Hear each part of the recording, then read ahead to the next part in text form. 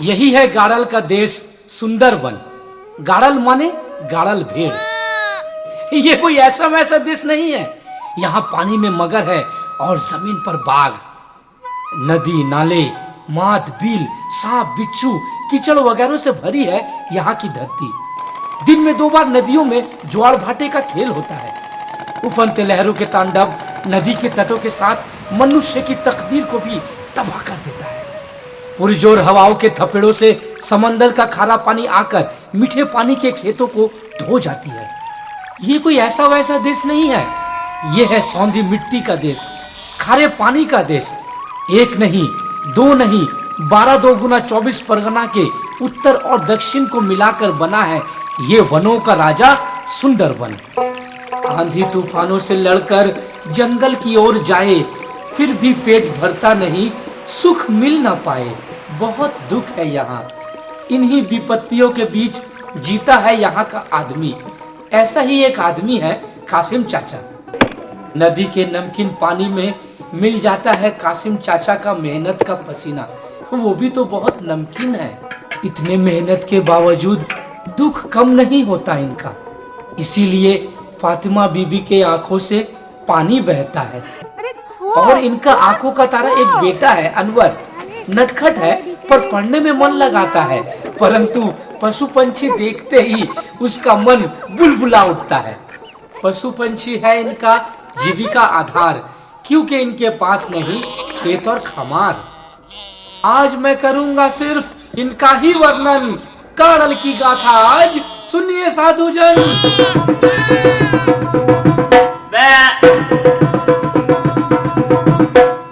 देखो देखो गाड़ल चला खुशी खुशी मन, बुद्धि कम है फिर भी करे सर्वदा चिंतन, करे सर्वदा चिंतन। जानते सभी गाड़ल है आकार में छोटा, इसीलिए रहता है वो हर वक्त डरा, वो हर वक्त डरा। सिंह वाला नर गाड़ल रहता है मस्त मस्त, गर्भ में बच्चों को लिए मारा है हसमत, मारा है हसमत। गाड़ल गया नदी में पीने खारा जल, और कोई पी ना सके पीता है गाड़ल, जो पीता है गाड़ल। क्या कहूँ गाड़ल में कितने गुण है बेशुमार, कुछ लोग फिर भी उसको हो समझते बेकार। हाँ, समझते बेकार। शैतान पशु पक्षी उसे सताते हरदम, डरपोक है इसीलिए डराते हरदम, सब डराते हरदम। ओ गाड़ल चाचा सुनो सुनो, बुद्धू गाड़ल कहाँ तेरा देश, पानी का मगर तुझको कर देगा से। बुद्धू गाड़ल कहाँ तेरा देश, सुंदरबन का बाग तुझको कर देगा से।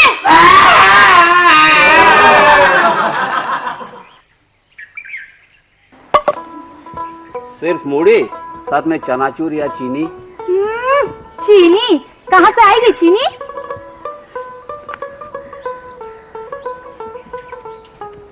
तुम आज काम पर नहीं जाओगे? काम कहाँ मिलेगा बेगम, काम कौन देगा मुझे? ऐसा बोलने से चलेगा? सिर्फ घर में बैठे बैठे हाय हाय। बेकार की बकवास मत करो, तुम कुछ समझते हो? ना, मैं नहीं समझती, सिर्फ ये समझते हैं। दिन रात इतनी मेहनत, फिर भी पैर की जूती।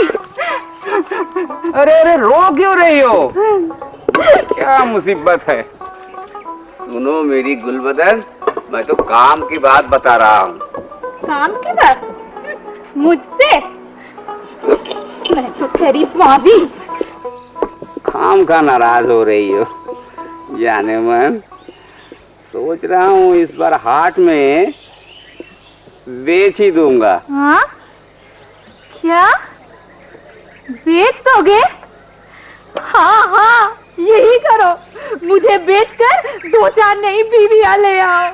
या अल्लाह, ओ माँ। तुमको नहीं बेचूंगा। मुझको नहीं? नहीं। तो फिर किसको? वो जो भेड़ा है ना, मोटा सा। तो ये बोलो ना। पर उस भेड़े को कुछ दिन बाद बेचने से ही अच्छा होता। अभी तो महज 8-9 महीने का ही होगा। नहीं नहीं, अभी उसका वजन 10 किलो है। अभी बेचने से ही ज्यादा फायदा है। लेकिन हारू महाजन तो उसे लेने के लिए जिद कर रहा है। अभी उसी दिन तो आया था।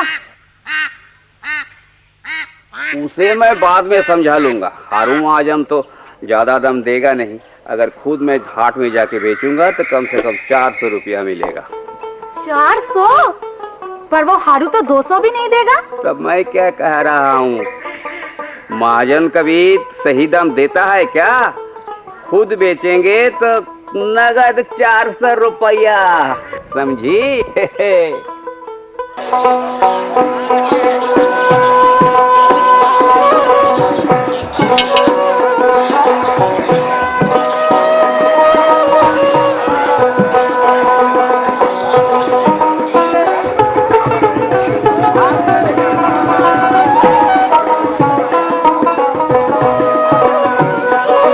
तो चाचा भेड़ बेच के अच्छा ही माल कमा लिया क्यों?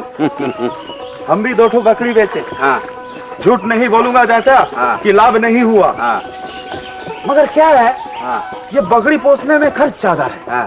तुम्हारे ये भेड़ों के लिए कौन सा खर्चा है? ये ठीक कह रहा है तू।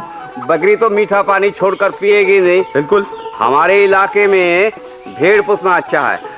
गले तक पानी में डूबकर भी घास फूस चरते रहते हैं। एक गाड़ल भेड़े बहुत जीवट होती है। यहाँ तक कि खारा पानी पीकर भी मोटी तगड़ी हो जाती है। अच्छा, तुम्हारे ये गाड़ल भेड़ है अच्छा ही बच्चा देती है? हाँ। एक बार में कितना देती है? 2 तो होगा ही। किस्मत बढ़िया हुई तो 3-4 भी हो सकता है। मोटा मोटी 2 साल में 3 बार बच्चा दे सकती है। बाप रे, क्या कहते हो चाचा? तो उनको ये बीमारी नहीं होती है क्या? होती है, पर इतना है कि कम होती है। अच्छा। अल्लाह ताला ने जब प्राण दिया है, बीमारी तो होगी ही। बिल्कुल। बीमारी होने पर डॉक्टर है, दवाई है। तुम्हारी गाय बकरियों को बीमारी नहीं होती? होती है। इसके अलावा उन्हें खल्ली बिचाली खरीद के खिलाने में भी खर्च पड़ता है। सही बात है। भेड़े के लिए खर्चा कम पड़ता है। साले खोज खाज कर ठीक घास फूस चर लेते हैं। मगर क्या है मालूम, अगर इनका थोड़ा जतन किया जाए, माने भात का मार, साग सब्जी के छिलके उलके, गर्मी के दिनों में पेड़ का पत्ते वत्ते काट कर दे दिया, या थोड़ा मीठा पानी दे दिया। ये मीठा पानी भी बड़ी समस्या है चाचा। ठीक कहते हो। इस अभागे देश में हर तरफ पानी ही पानी है, पर मुंह में डालने का उपाय नहीं है। इसीलिए गाड़ल भेड़ पालना ठीक है।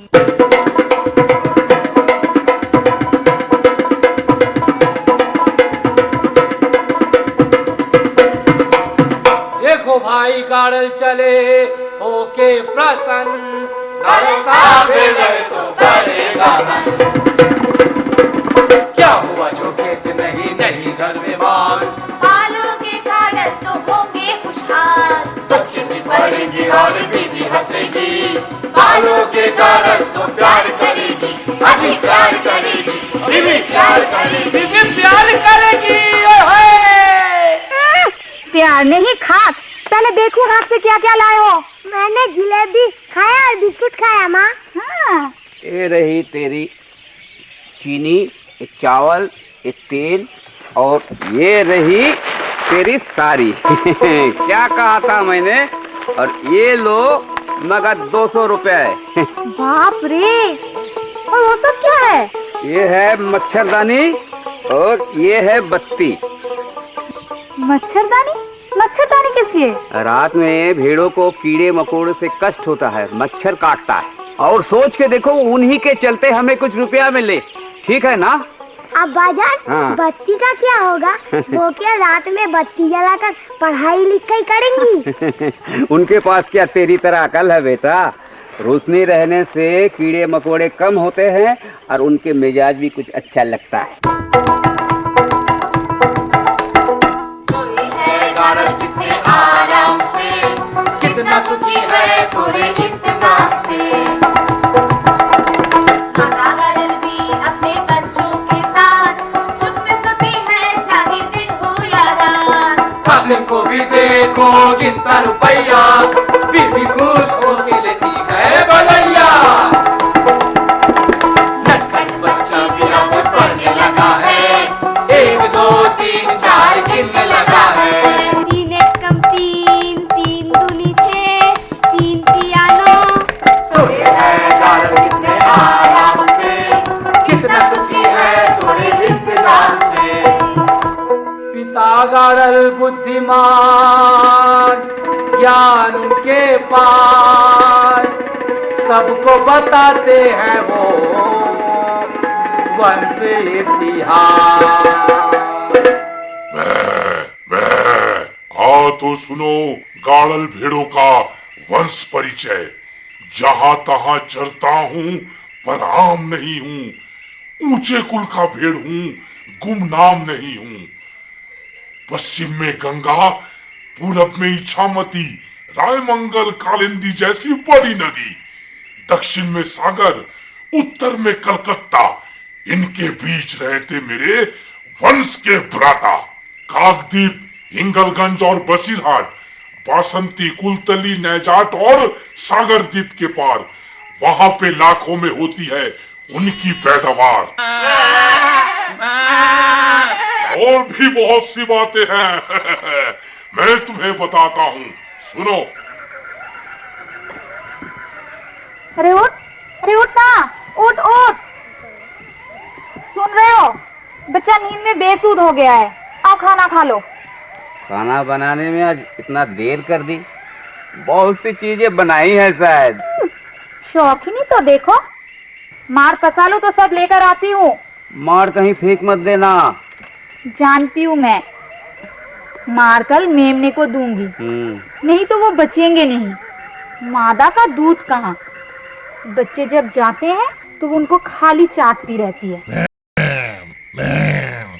बहुत बहुत दिन पहले, ये समझो कि गाड़ल वंश के 40-50 पुरखों के समय 200 वर्ष तो होंगे ही। हमारे पुरखों जहाज पर चढ़ के समंदर पार करके कंगारुओं के देश ऑस्ट्रेलिया गए। एक गोरा साहब ले गया था उन्हें। फिर क्या हुआ? वो बहुत सी बातें हैं। हमारे पुरखों ने उस देश के भेड़ों के साथ शादी ब्याह किया। उनसे एक आश्चर्यजनक और अपूर्व भेड़ का जन्म हुआ। मेरिनो नाम है उसका, बरूला मेरिनो। दुनिया में मशहूर है उनका नाम।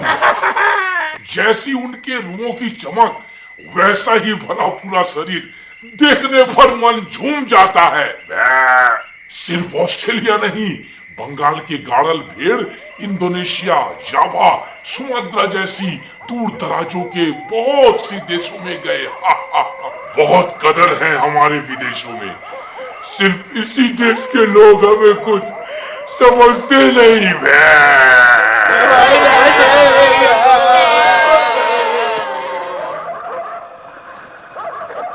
ओ मियां, अरे ओ मियां, उठकर देखो, भेड़ें सब कैसी चिल्ला रही है। अरे अब क्या हुआ, वो लोग बीच बीच में ऐसा करते हैं। उनके खोपड़ी में बुद्धि कम है ना, इसीलिए डर के मारे इसी तरह चिल्लाते हैं। नहीं, तुम फिर भी उठकर देख आओ। ओ फतिमा, हाट में एक बात पेश आई। लड़का तेरा खरीदना चाहता था भाई। धीरे बोलो, वरना बेटा जाग जाएगा। बच्चों पे खर्चे का पैसा कैसे आएगा? पैसे की चिंता आप क्यों करती हो? गाड़ोल पाल पर उसका एक्स्ट्रा इनकम तो हो ही रहा है, इसीलिए कह रहा था। माँ, क्या हुआ बेटा? सपना देख रहा था। तुम जो तभी कह रहे थे कि सपने में सब कुछ मिलता है।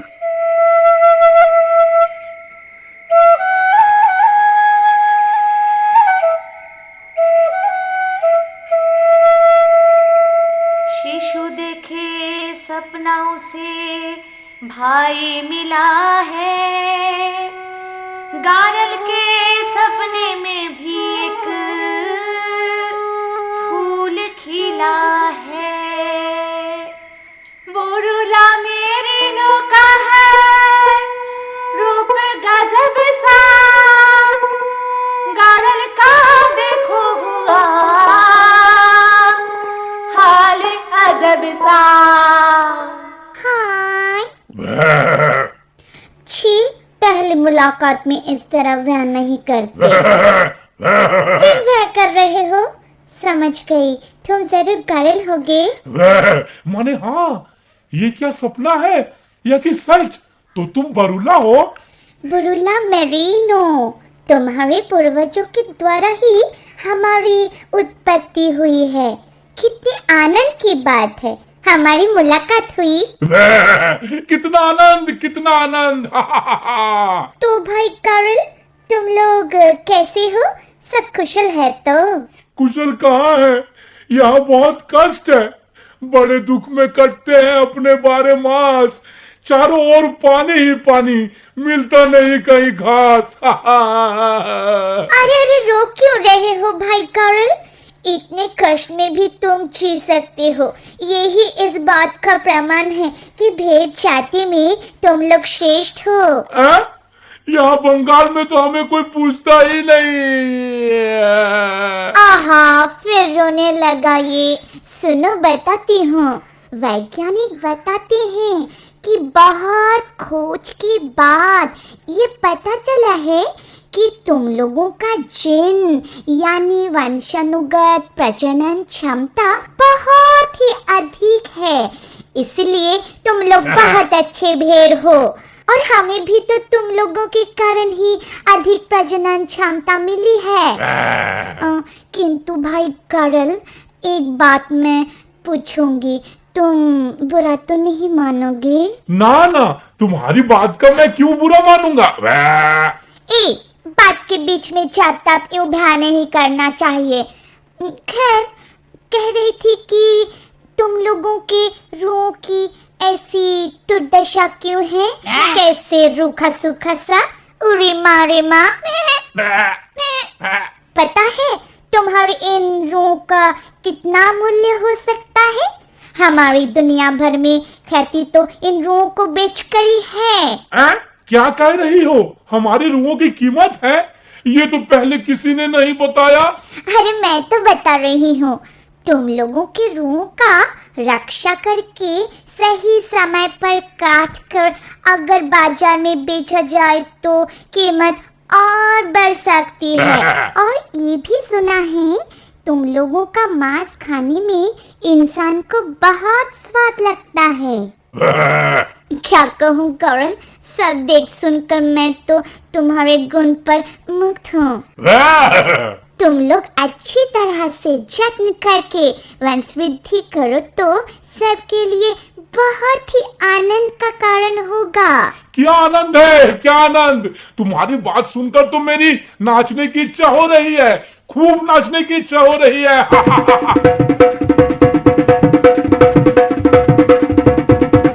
वाह, तुम तो बहुत अच्छे नाच सकते हो। गा भी सकता हूँ, सुनोगी? ऐसा एक भेड़ तुमको नहीं मिलेगा, गाड़ल तुमको सिर्फ भाई यही मिलेगा। देखने में छोटा मोटा किंतु मजेदार, पालने में कितना लाभ कौन समझे यार, कौन समझे यार। सुंदरबन के खारे पानी में है रिहाइश, साल भर में 2 से ज्यादा है पैदाइश, ज्यादा है पैदाइश। मलमूत्र खेत में 2 खाद मिलेगा, मांस से हमारे तुम्हें स्वाद मिलेगा, खूब स्वाद मिलेगा। हम घूमतू जीव है, कोई मर्ज नहीं है, घास पत्ते खुद ही चरते, खर्च नहीं है, कोई खर्च नहीं है। बेच के लाभ होगा, होगी कमाई, सुखी होगा जीवन भी, इतना समझो भाई, इतना समझो भाई। खत्म ही करता हूँ गारल की ये कथा, आप इश्क पालने की अपना ये प्रथा।